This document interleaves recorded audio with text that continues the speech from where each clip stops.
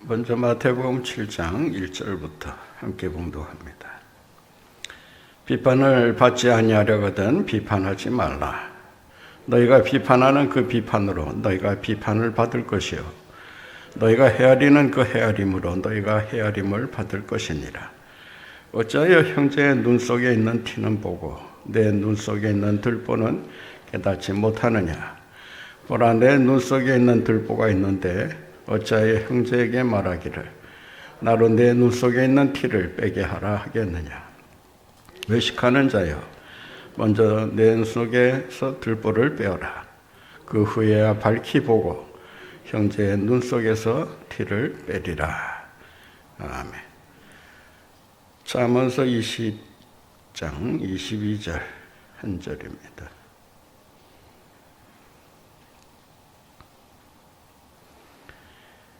같이 읽겠습니다.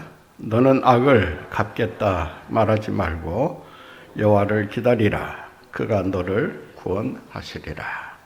아멘.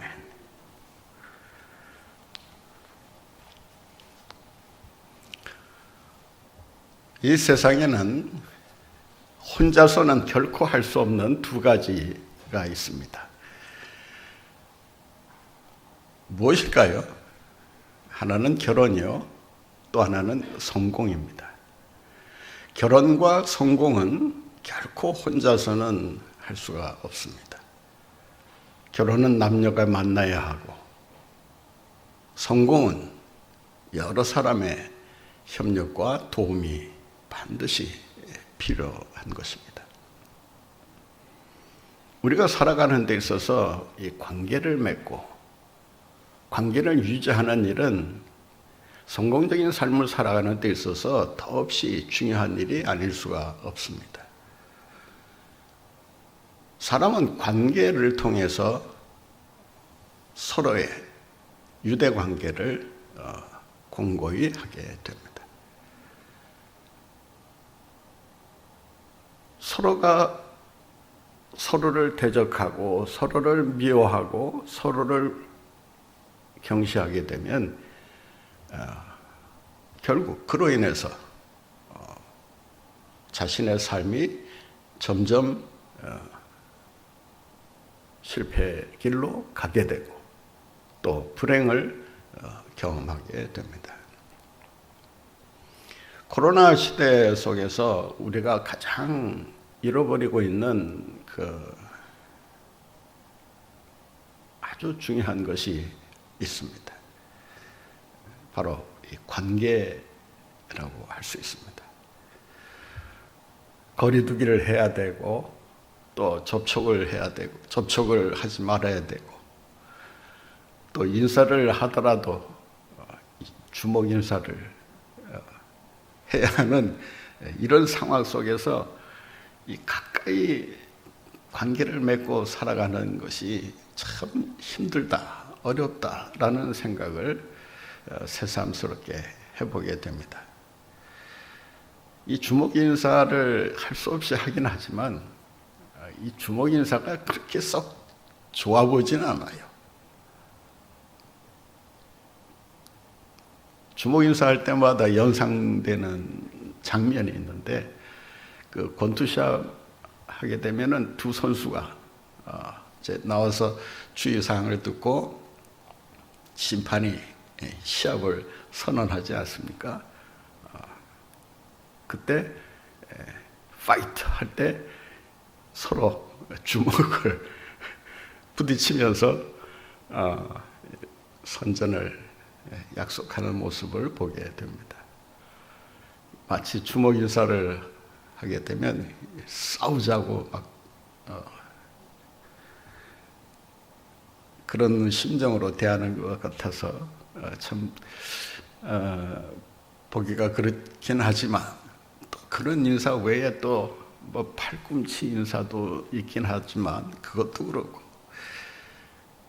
역시 가장 친밀한 인사는 서로 이렇게 포옹하고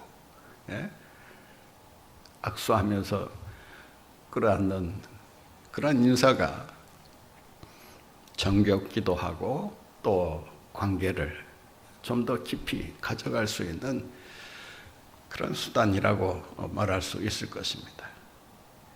사람이 살아가는 데 있어서 관계를 맺는 것은 성공적인 삶을 살아가는 데 있어서 더없이 중요합니다. 오늘날 많은 성공에 대한 이야기가 많이 나오고 있지만 우리가 주의를 기울여야 할 그 성공의 비결은 뭐냐? 바로 이 관계 지수를 높여야 된다라고 하는 것입니다. 네트워킹을 어떻게 잘 해나가느냐에 따라서 그 사람의 성공이 보장될 수도 있고 또 그렇지 않을 수도 있다라고 하는 것입니다. 요즘 대형 회사나 기업에서 사람을 뽑을 때 가장 관심을 가지고 보는 지수가 있습니다. 예전에는 IQ 지수, 지능 지수를 많이 관심 있게 보기도 했고, 또 얼마 전까지만 해도 감성 지수가 또 얼마나 높으냐, EQ에 대한 얘기가 많이 나왔잖아요. 그런데 요즘에는 어떤 Q를 얘기하느냐? 이 NQ를 얘기합니다. 이 네트워킹 쿼션트. 이 쿼션트가 얼마나 강하냐를 보는 이유가 있어요. 그것은 기업에서 하는 일이 혼자서 할 수 있는 일이 아니라 여러 사람이 협력해서 관계를 공고히 해가면서 서로 상호 협력하는 가운데 해야 될 일들이기 때문에 아무리 그 사람이 똑똑하고 제 아무리 잘났다 하더라도 이 협력 지수가 약하다 싶으면 뽑지를 않습니다.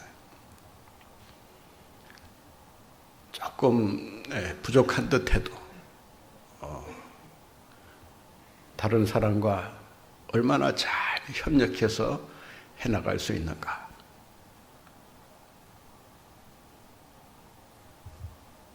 내게 가지고 있는 지수가 어느 정도인가를 한번 측정해 볼 필요가 있습니다. 특별히 이 관계를 맺는 데 있어서 이 관계 지수가 얼마나 높으냐라고 하는 것입니다. 신앙생활도 역시 마찬가지라고 할 수 있습니다. 어떤 사람이 신앙생활을 정말 성숙하게 해나가느냐, 여러 가지 면을 우리가 참고할 수 있지만은 특별히 성도와 성도 간에 또 부서와 부서 간에 협력을 어떻게 이끌어내느냐, 협력하는 자세가 결국 그 모임의 성격을 만들어내고 그 모임의 성격이 형성될 때 그 모임을 통해서 원하는 목적을 달성해 나갈 수가 있다라고 하는 것입니다. 나라 일이나 작은 공동체 일이나 심지어 가정의 일도 역시 마찬가지라고 할 수 있습니다. 아내들이 특히 남편에게 요구하는 것 중에 하나가 무엇입니까? 좀 협력해달라. 그것이 아마 가장 큰 요구 중에 하나가 아닐까 생각합니다. 특히 우리 경상도 사나이들에게 가장 필요한 것 중에 하나가 그 가정에서 협력하는 그런 면이 조금 부족하지 않은가. 우리 권사님이나 집사님들의 말씀을 들어보면 그 옛날 그 가부장적인 그런 사고에 이렇게 사로잡혀 있는 분들이 가정에서 서로 돕고 협력하는 이런 걸 하지 못하기 때문에 그로 인해서 이 아내들의 불만이 상당히 커지고 있다라고 하는 것입니다. 물론 사회 일에 바쁘기도 하고 또 그 주어진 역할을 또 밖에서 수행해야 되는 이런 상황 속에 있다 보면 밖에 나가서는 잘하지만 또 안에 들어와서는 전혀 그냥 손 놓고 쉬고 싶은 이런 마음 때문에 이 협력을 제대로 하지 못하는 경우들이 많이 있습니다. 그러나 이유와 어떻든지 간에 그 가정이 정말 행복한 가정이냐라고 했을 때 그 행복의 그 수준을 측정하는 데 있어서 서로의 협력 지수가 얼마나 높으냐라고 하는 것입니다. 아내가 못하는 일을 남편이 적극적으로 능동적으로 나서서 말없이 도와주고 협력해주고 또 남편이 못하는 일을 아내가 눈치껏 협력해주고 도와주고 해준다면 그 가정이 행복해질 수밖에 없는 그런 상황이 되지 않겠습니까? 교회도 역시 마찬가지라고 할 수 있습니다.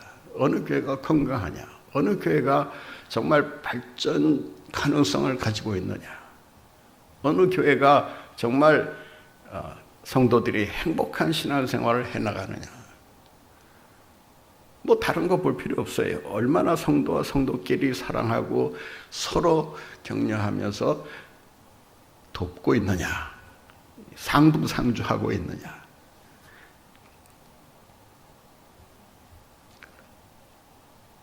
이 관계지수를 다른 말로 하면 사회지수라고도 합니다. 사회성. 요즘 그 자라나는 그 젊은 세대들에게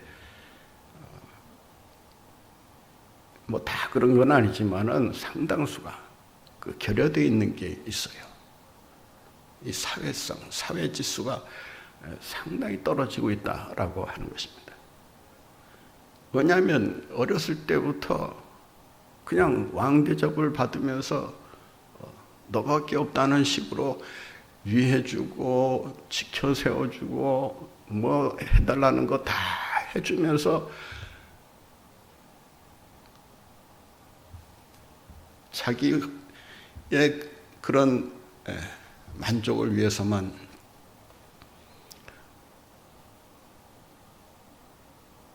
부모님들이 도와주고 협력해주고 하다 보니까 전혀 다른 사람과 이 협력하는 이 자세가 기본적으로 되어 있지는 않아요.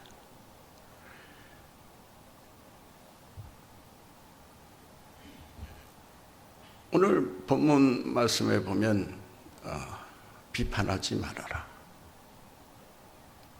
비판하면 그 비판이 자기에게로 돌아오게 될 것이다.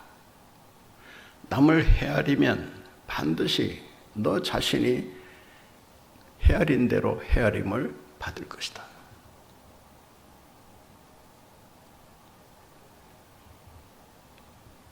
상대방을 위해서 해야 될 세 개의 씨가 있고 하지 말아야 할 세 개의 씨가 있습니다. 해야 될 씨는 뭐냐? comfort, 위로하라는 것입니다. 또 하나는 concern, 관심을 두라는 것입니다. 세 번째는 compliment, 칭찬하라는 거예요. 그러니까 상대방에게 관심을 두고 상대방을 위로하고 상대방을 칭찬하고 해주면 협력지수가 엄청나게 증가하게 된다는 거예요. 반면에 하지 말아야 할 C는 뭐냐?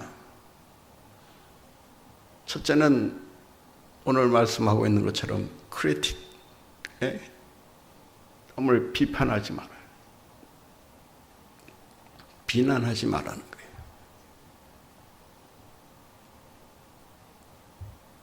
헬라어 크리네테, 비판한다는 이 말은 이 크리네테라고 하는 말에서 크리틱이라는 이 비판한다는 영어 단어가 나왔는데, 이 크리네테라고 하는 말은 아주 쪽집게처럼 그 부분을 송두리째 들춰내는 것을 말합니다.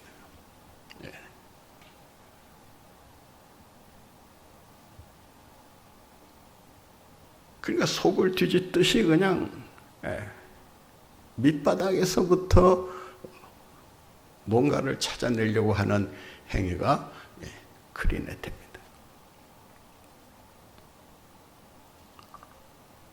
두 번째는 condemn, 정죄하지 말아라. 이 비난이 심해지면 정죄로 발전을 합니다. 남을 비판하다가 보면 점점 더 그 사람이 아주 못된 사람인 것처럼 낙인을 집어버리고 맙니다.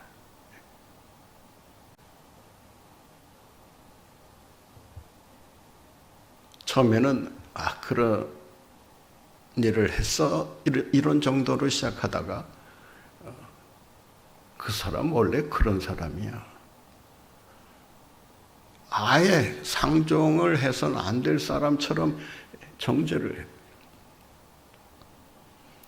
세 번째 C가 contempt, 경멸하는 거, 멸시하는 거.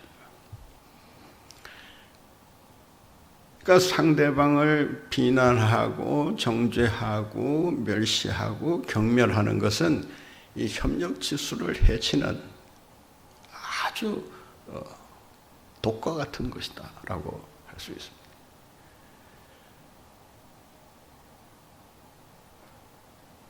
협력 지수를 높이기 위해서 해야 될 C가 세 가지가 뭐라고요?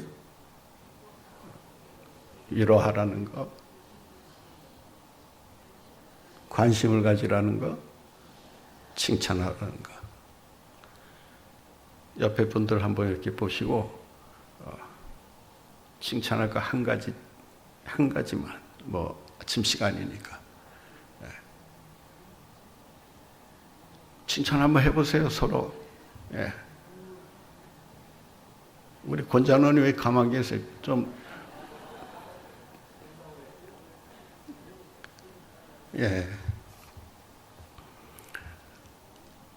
칭찬하면 어때요? 기분이 좋아지죠. 사기가 올라가요. 위로받으면 어때요? 마음이 가라앉고 푸근해지고, 마음의 그 크기가 넓어진 거예요.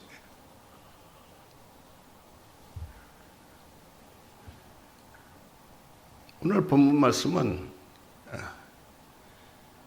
원천적으로 비난을 봉쇄하는, 해서는 안 되는 행위라고 예수님께서 말씀하고 있습니다.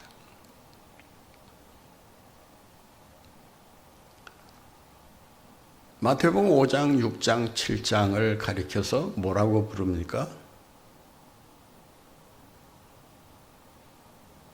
마태복음 5장, 6장, 7장을 가리켜서 뭐라고 불러요? 우리 장로님들은 그 노예 고시 볼 때 시험을 치셨을 건데, 5장, 6장, 7장을 가리켜서 산상수훈장이라고 말합니다. 예수님께서 산상에 올라가셔서 말씀하신, 강론하신 그 말씀이 5장, 6장, 7장 세 장에 걸쳐서 예수님께서 긴 설교를 하십니다. 7장은 예수님의 말씀의 결론 부분이라고 할 수 있습니다. 그 결론 부분에 가서 예수님께서 가장 먼저 들고 나오신 것이 뭐냐? 비판하지 말아라.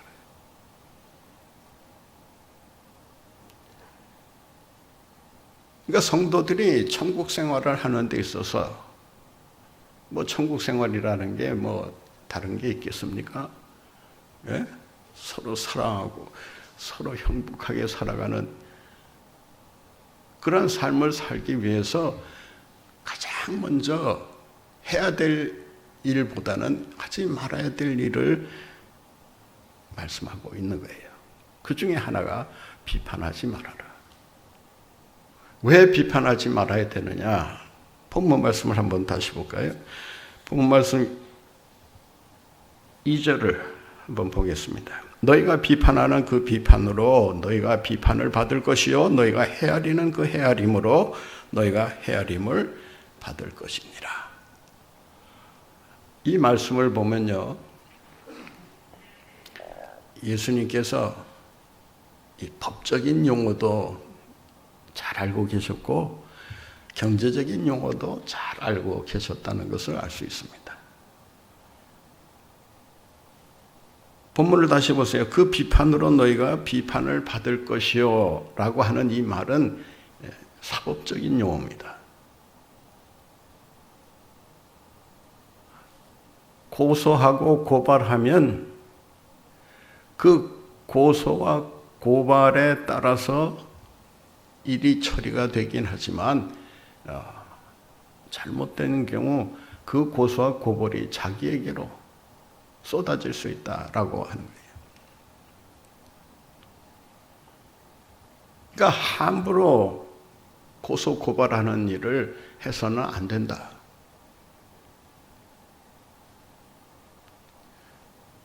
헤아림을 받을 것이다 라고 하는 이 헤아림이라고 하는 단어는 그 헬라어 원문을 보게 되면 철저히 계산하는 것을 말합니다. 상인이 물건을 사고 팔 때 그 돈을 받았으면 정확히 돈이 들어왔는지를 세보잖아요.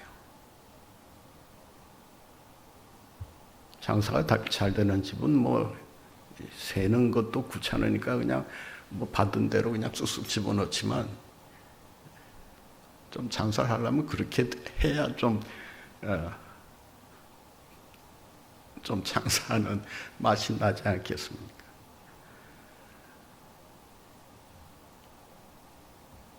그러니까 돈을 받은 대로 정확한 액수가 들어왔는지를 계산하는 것처럼 하나님께서 철저히 갚아주신다라고 하는 거예요. 여기서 헤아림을 받을 것이요라고 하는 이 받는다라고 하는 동사는 능동태가 아니라 수동태입니다. 받게 될 것이요. 누구로부터? 누구로부터? 누구로부터? 하나님으로부터 받게 될 것이요. 그 뜻이에요. 그러니까 비판을 하게 되면 사람들로부터 비판이 돌아오기도 하지만 그 다른 사람들을 통해서 돌아오는 비판이 누구에 의해서 돌아오게 되느냐? 하나님에 의해서 돌아오게 된다. 그러니까 하나님은 직접 심판하시는 경우도 있지만 사람들을 통해서 심판하시는 경우도 있다라고 하는 것입니다.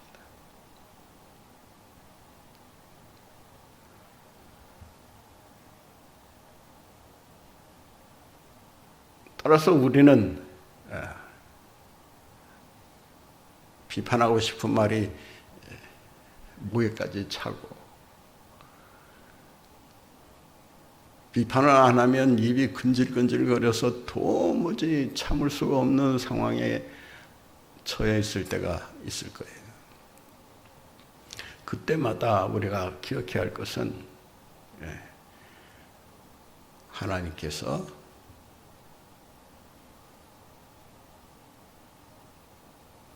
비판을 받게 하시고 헤아림을 받게 하신다.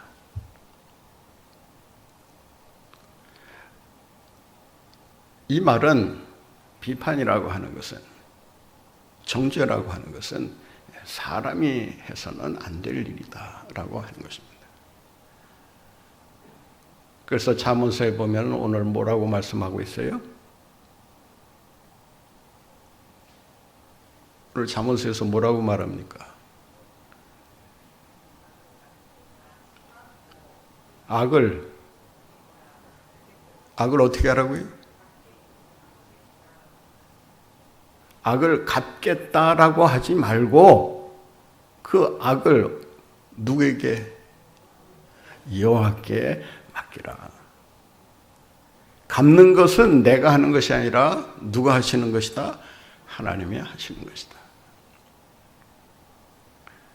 사람이 비판을 통해서, 정죄를 통해서, 비난을 통해서 복수를 하고 자기가 받은 대로 되갚아 주겠다. 그 심판이 심판으로 끝나면 좋아요. 그런데 그 심판은 또다시 또 다른 심판을 불러온다라고 하는 것입니다.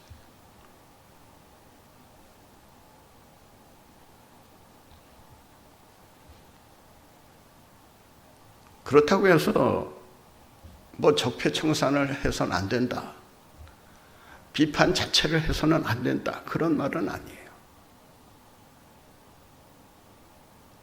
비판에도 기술이 필요한 거예요.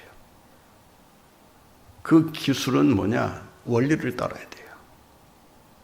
그 원리는 뭐냐? 첫째는 하나님께서 이 문제를 어떻게 다루실 것인가. 신앙인에게 있어서 가장 중요한 것은 나의 뜻보다는 하나님의 뜻이 무엇인가를 묻는 데 있습니다.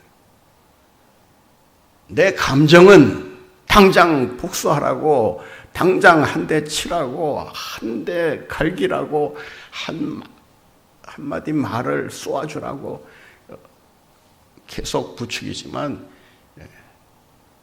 내 감정에 따라서가 아니라 하나님께서 이 일을 어떻게 생각하시는가.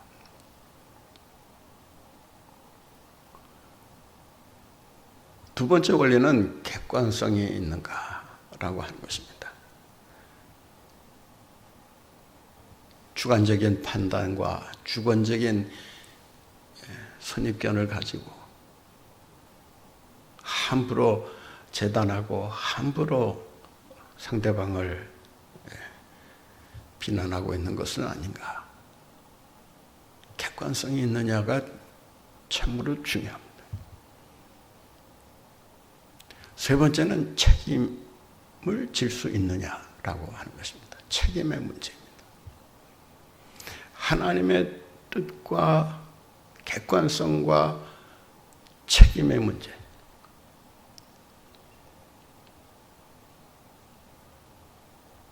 누구를 비판하더라도 이 세 가지를 항상 염두에 두고 비판을 하더라도 그 비판이 하나님의 뜻에 의한 비판이라고 하는 것을 사람들이 깨닫도록 해줘야 한다. 정말 어려운 일이 아닐 수 없어요. 그렇지 않으면 비판이 또 다른 비판을 낳게 되고 정죄가 또 다른 정죄를 낳게 되고 따라서 결국 자기는 의로워서 정직해서 양심적이어서 사람을 비판한다 하지만 비판하는 가운데 자기도 모르는 죄를 범하게 되는 것입니다. 왜냐하면 그 비판조차도 완전하지 못하기 때문에 그렇다라고 합니다. 받은 대로만 뭐 눈에는 눈, 이에는 이라는 식으로 정확히 갚아준다고 하면 모르겠지만은 눈에는 눈으로 갚는다 했을 때 여러분, 눈은 눈으로만 갚아질 수 있는지 아십니까?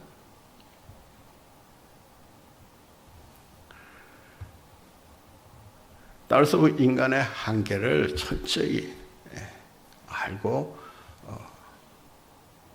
비판을 하더라도 비판에 나서야 된다라고 하는 것입니다.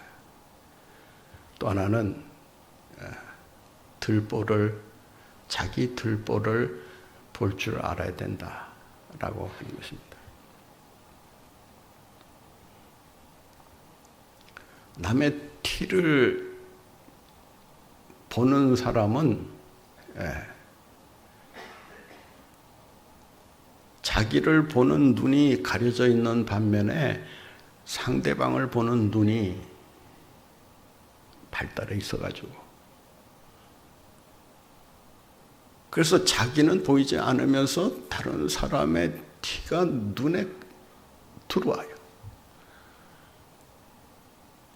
다른 사람의 티가 들어온다는 것은 뭐냐면은 이미 자기가 많은 티를 가지고 있다는 것을 경험했기 때문에, 그 경험을 통해서 숙달된 그런 눈이 상대방의 티를 보게 되는 것입니다. 그러니까 오늘 본문은 자신의 들보는 보지 못하면서 남의 티만을 보려고 한다. 이 티라고 하는 이 칼푸스라고 하는 단어는 그 나무를 썰다 보면 뭐가 생기죠? 톱으로 나무를 켜다 보면 톱밥이라는 게 떨어지잖아요. 그 톱밥도 좀 제법 이렇게 눈에 보이는 톱밥도 있지만 아주 잘게 잘려진 톱밥은 눈에 잘 보이지를 않습니다. 여기서 칼푸스라고 하는 말은 원래 뜻은 눈에 보이지 않는 그런 뜻입니다. 잘 눈에 띄지 않는, 또 다른 뜻으로는 무의미한 그런 뜻이에요.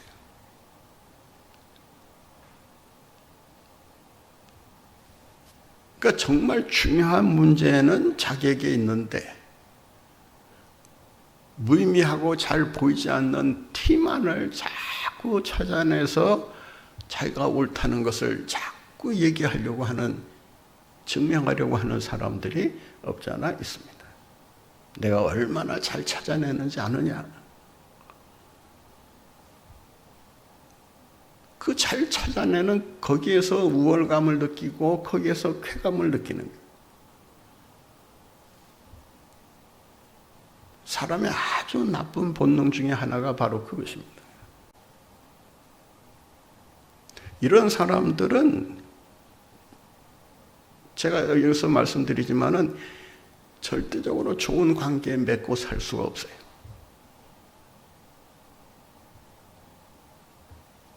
아무도 그런 사람들 곁에는 가까이 가려고 하지를 않습니다.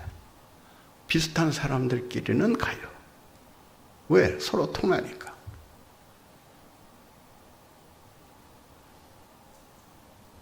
그러나 공동체 발전에 아무런 도움이 되지 않는다라는 것을 알아요. 먼저 자기 들보를 볼 줄 알아야 돼요. 그 자기 들보를 보기 위해서는 어떻게 해야 되느냐? 오늘 본문에 보니까 수술을 하라고 얘기합니다. 본 말씀 5절을 보겠습니다. 외식하는 자여, 먼저 내 눈 속에서 들보를 빼어라. 그 후에야 밝히 보고 형제의 눈 속에서 티를 빼리라. 그러니까 먼저 뭘 하라고요? 예? 한번 같이 읽겠습니다. 먼저. 한번 따라해보세요. 먼저. 내 속에서, 내 눈 속에서. 제가 내 눈 속에서 하면 여러분은 내 눈 속에서 이렇게 읽으시면 되겠어요. 다시 한번 읽겠습니다. 먼저 내 눈 속에서 들보를 빼어라. 이 들보를 빼어라, 이 뺀다라고 하는 이 단어는 칼로 절단해내라 그런 뜻입니다. 수술하라 그런 뜻입니다. 들보는 수술하지 않고는 빼내질 수가 없다는 거예요. 우리가 수술받는 이유가 뭐예요? 이번에 우리 김효성 장로님 좀 혼나셨지만 그 속에 수술하지 않고는 빼낼 수 없는 게 있기 때문에 수술하는 거 아니겠어요? 이 들보도 역시 마찬가지. 성령의 칼로 도려내지 않으면 들보가 계속 고통을 주고 또 뭡니까? 염증을 일으키고 나중에는 실명하게 됩니다.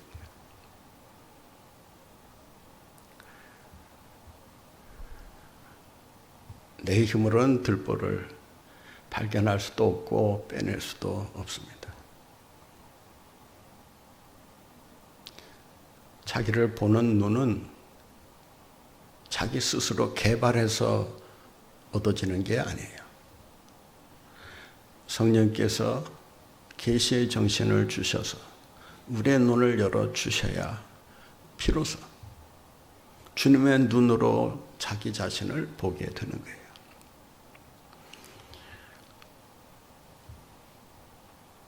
사랑하는 성도 여러분, 오늘 하루 누구와 만나서 어떤 관계를 맺고 유지하고 살아가실지 모르겠습니다만은